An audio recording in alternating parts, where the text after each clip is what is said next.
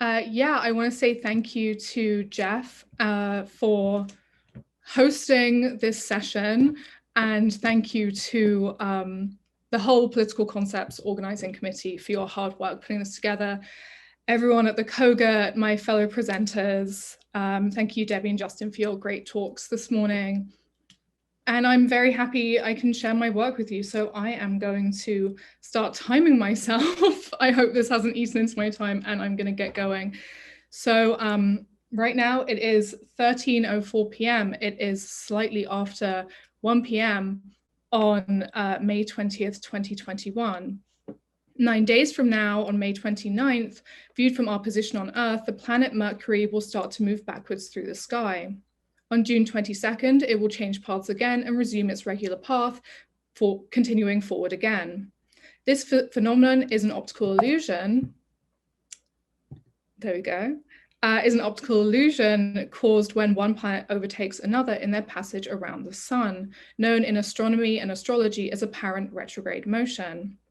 Governor of the air signs Aquarius, Gemini, and Libra, in astrology, Mercury is associated with communication.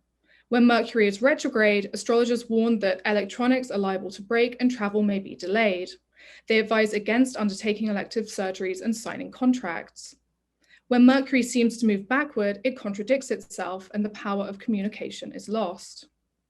Practiced widely across cultures from before written records began, astrological thought, that is, the idea that the movement of the celestial bodies has an influence over terrestrial affairs, is nothing if not tenacious.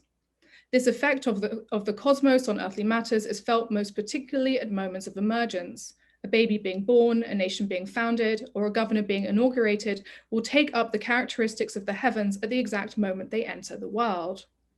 In the 20th century, the 12-paragraph horoscope column was developed and became the dominant cultural form of modern Western astrology, appearing in local and national newspapers and women's magazines. At the start of the third decade of the 21st century, astrology is part of the $2.2 billion psychic services market, with astrology platforms such as CoStar collecting and analyzing user data to provide birth charts, compatibility reports, and daily horoscopes. In this paper, I am taking from astrology this idea of apparent retrograde motion, the reversals and contradictions that come with it, to reassess something that has been much maligned and relegated, astrology itself.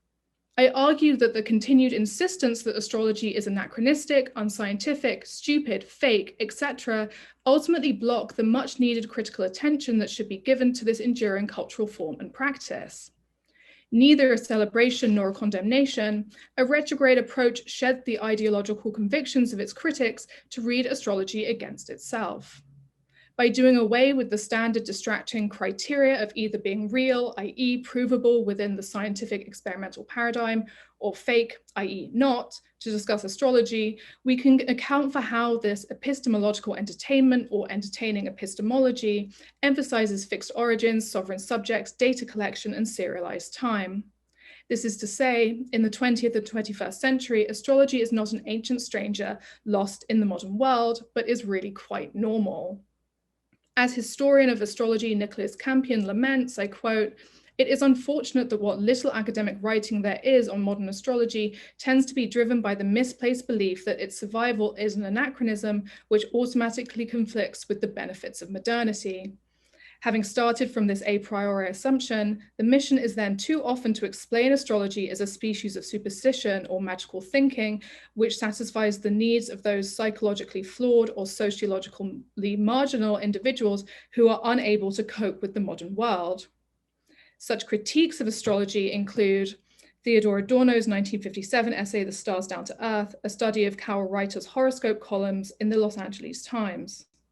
For Adorno, astrology is a secondary superstition. Far removed from its ancient origins, mid-century Angelenos reading their horoscopes are alienated both from astrology as a knowledge form, as well as from their own immediate material conditions. Warning of the irrational malignancy that can grow within an apparently healthy body politic, for Adorno, astrology is both dangerous and silly, utterly preposterous and to be feared. An analysis must be performed post-haste before fascism rises again. Despite extensively reviewing the content of writers' horoscopes, Adorno makes moves to remind his readers that astrology itself is not his central concern. Rather, newspaper astrology is a fad, which is taken as analogous with cinema and other parts of the culture industry. A crucial hinge of Adorno's argument for astrology as mass deception is that those who are interested in astrology simply do not have the interpretive capacity and are not critical enough to see that they are being duped. Intent on putting the pist back in epistemology as ever, Adorno's irritation shines through. This essay is often taken as the gold standard for theoretical work on astrology, despite its limitations and even as astrological cultural forms change. One recent invocation comes from Alexa Winstanley Smith in Gay and Lesbian Quarterly, where she endeavors to continue Adorno's alleged project of accounting for modern astrology, reframed through a concern with political theology. This reappraisal suffers from Winstanley Smith's symptomatic distaste for astrology, which she describes via Adorno as, quote, a popular dialectics for idiots, before offering the caveat that astrology is, quote, an amorphously occasional pursuit, unquote.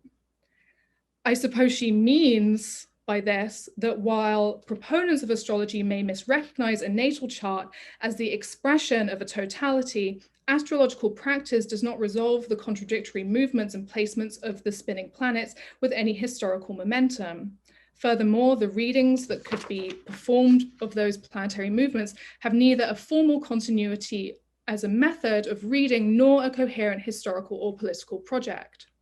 Whether or not Winstanley Smith's characterization holds water is unresolved, as she turns her attention away from astrology proper and towards Benjaminian and Warburgian constellation.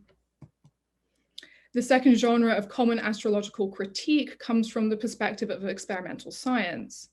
In a 1975 open letter published in The Humanist, a cohort of 186 scientists, including 18 Nobel Prize winners, expressed their dismay at the spread of astrology.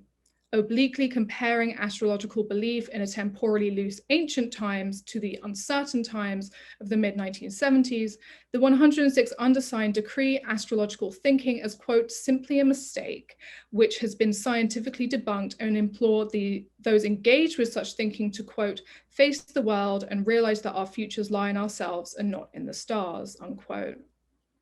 Carl Sagan wrote a response in a following issue of The Humanist, noting that he was given pause by the letter's authoritarian tone and characterized the critiques of astrology given by the undersigned as being to the detriment of modern scientific inquiry. In a small section of 1978's Science in a Free Society, philosopher of science Paul Feyerabend responded to the letter by contending that both astrologers and their scientific critics are worthy of contempt, having allowed their respective practices to become abstracted and obscured.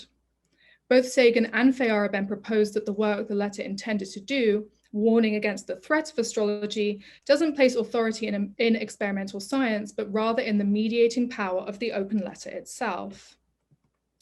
What we have between these two schools of complaint regarding astrology is an appraisal of the astrological subject as a fool, as misinformed, as unable to think critically. The critical theorist or scientist must intervene and save them from themselves. A very favorite conversation of mine often rears its head when talking to acquaintances about my academic interest in astrology. I receive two common responses. The first is to ask what my star sign is. When I reply that I am a Gemini, the response in turn is sometimes a scoff or a knowing laugh. Of course, a Gemini, known for our curious minds and communication skills, would be researching something like this. The other response is to ask whether astrology is something I believe in. In Claire Hall's recent review in the LRB of Alexander Boxer's astrology and data science book, A Scheme of Heaven, she notes that, quote, no one writing about the Greek gods feels the need to declare that she doesn't believe in Zeus. Works on ancient embryology do not come with prefaces reassuring readers that the author understands the basics of genetic theory, unquote. What is the implication of asking whether a scholar believes in the object of her study? If I were to say, yes, indeed, I do believe in astrology, would that make me incapable of performing the right kind of analysis, of taking the right approach to astrology? One problem seems to be that astrology is not just an object, but also a method, an interpretive mode. To quote Campion again, astrologers, as far as their critics are concerned, are epistemological criminals. They commit a crime of knowledge, approaching the world from the wrong direction, unquote.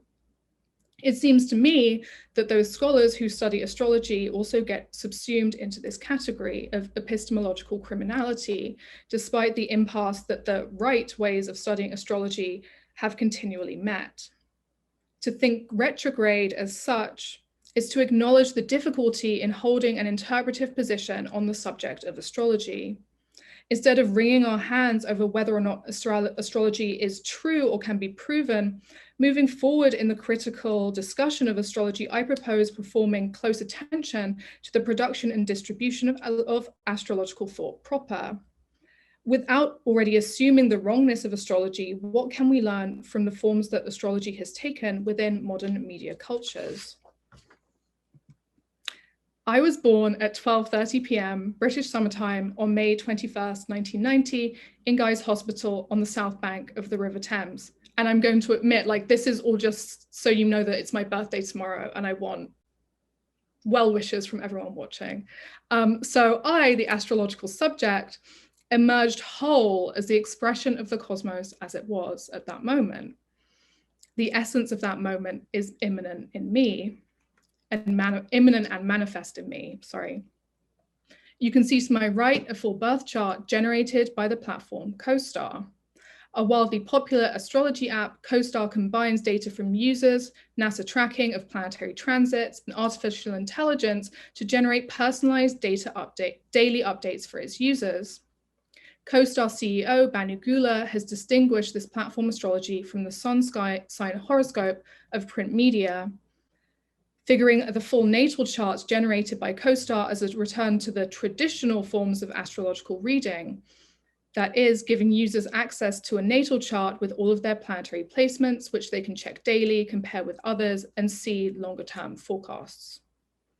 In a 2019 profile in The Verge, Gula corrects her interviewer for suggesting that the sun sign horoscopes are, quote, old school, stating that sun sign horoscopy was invented by British astrologer R.H. Naylor in the 1930s to, quote, sell newspapers.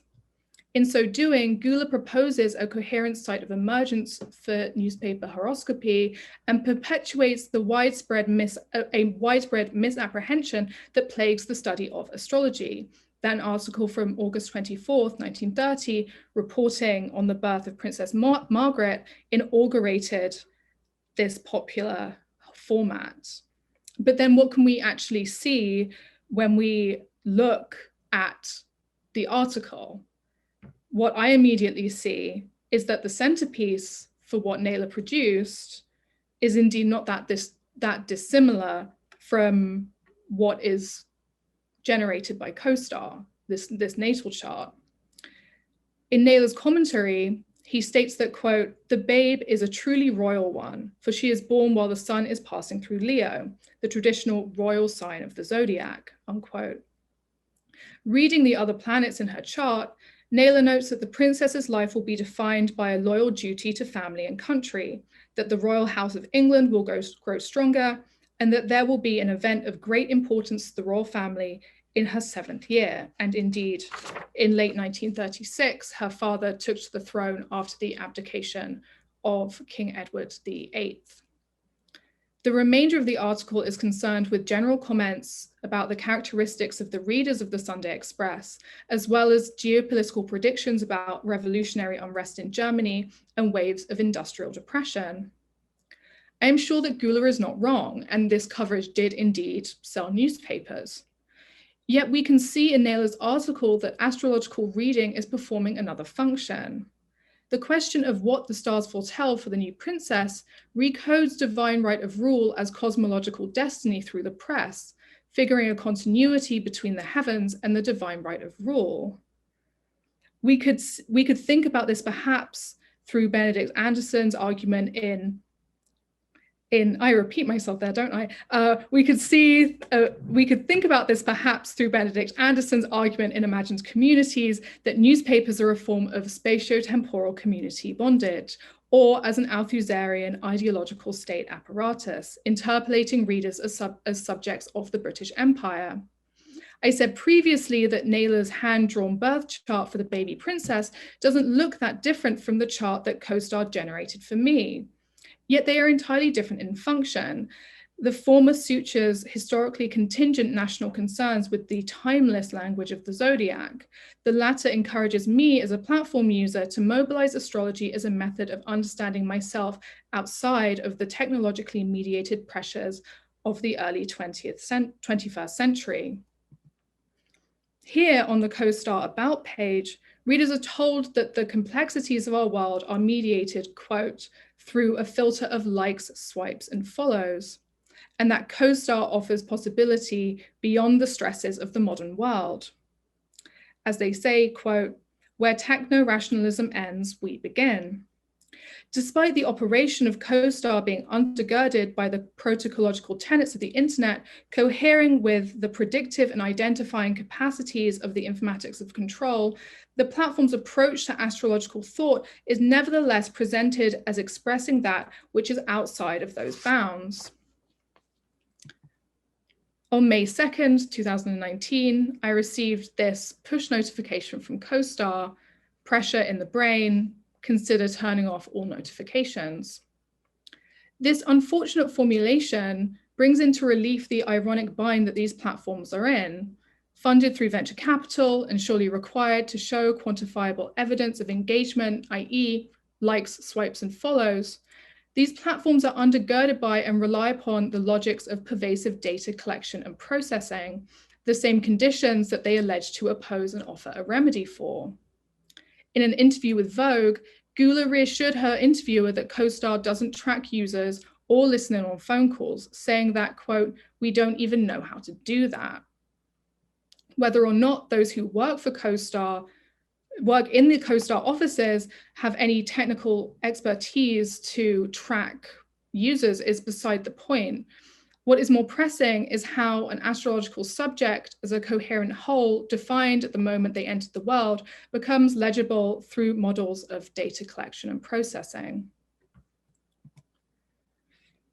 In April 2019, after a text from a member of a queer housing community in Portland went viral, which precluding a Capricorn from renting a room in a house full of Libras and Geminis went viral, The Guardian ran an article questioning the legality of such discrimination.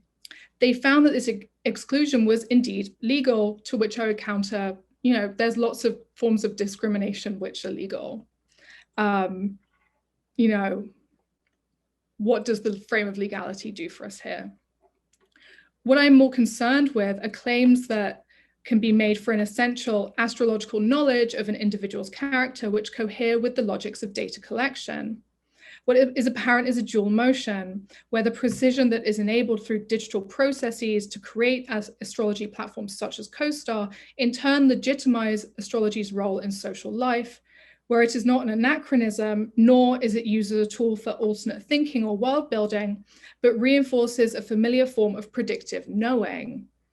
Using astrological placements at time of birth to infer information about an individual in order to, for example, withhold housing, appears to me not to be outside of or to the side of techno-rationalism in the slightest. On the contrary, it makes a jump to that which quote unquote big data can as of yet only dream of, offering an essential configuration of an individual through which all subsequent actions or relations can be read. I'm inclined to argue that although astrology has been popularly subsumed in digital culture as a way to express alternate life worlds and worldviews, most particularly within the queer community and within feminist movements, I would treat this application with caution and further argue that astrology is susceptible to being reabsorbed into the governing logics of its milieu of articulation. This is something that I'm stuck on now.